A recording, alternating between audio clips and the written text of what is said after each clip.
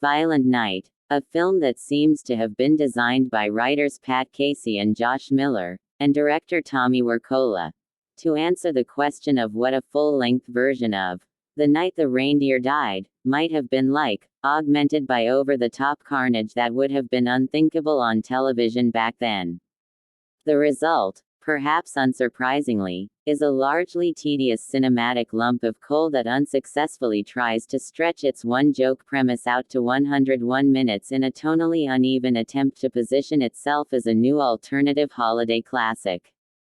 Instead, Violent Night is about as entertaining as listening to people argue about whether Die Hard is a Christmas movie or not. It isn't. FYI, while more or less wasting a genuinely committed performance from David Harbour as the man in red himself.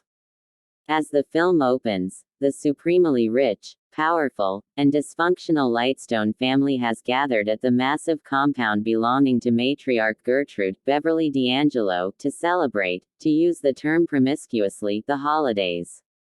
While her loathsome daughter Alva, Eddie Patterson, her equally hateful son Bertrude, Alexander Elliott, not a typo, and her idiot actor boyfriend Cam Gigandit blatantly curry her favor, and her son Jason, Alex Hassel, and his estranged wife Linda, Alexis Louder, are trying to work through their problems, only Jason's adorable Moppet daughter Trudy, Leah Brady, still seems willing to embrace the holiday spirit.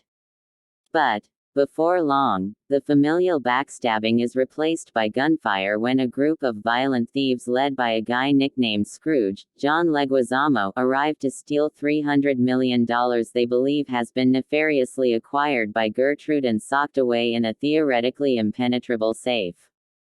While all of this is going on, Santa, depicted here is filled with equal parts booze and self-loathing and contemplating packing in his holiday duties for good after one final run, happens to be in the house and winds up getting trapped inside when his reindeer take off during the initial mayhem.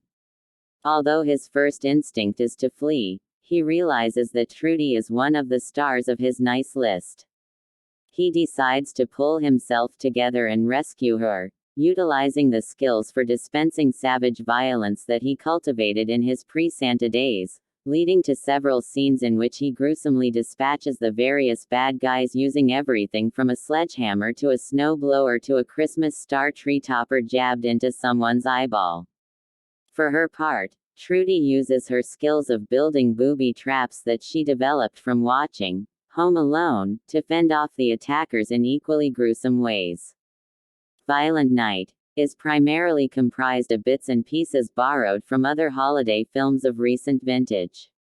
Most obviously, it intends to be some kind of hybrid of the aforementioned Die Hard and Home Alone. The drunken, foul-mouthed, and cynical version of Santa depicted here, who we see projectile vomiting on a hapless victim while flying off in his sleigh during the pre-credit opening sequence, will no doubt inspire memories of Billy Bob Thornton in Bad Santa. The dysfunctional family gathering interrupted by criminals is straight out of The Ref. The presence of D'Angelo serves as a living reminder of National Lampoon's Christmas Vacation, though her part is a 180-degree turn from the warm and loving mother she played there. Hell, even the conceit of Santa fighting off bad guys in bloody fashion was done a couple of years ago in The Weirdo Project, Fat Man, in which Mel Gibson's version of Santa fights off an assassin hired by a monstrously entitled brat who objected to receiving a lump of coal.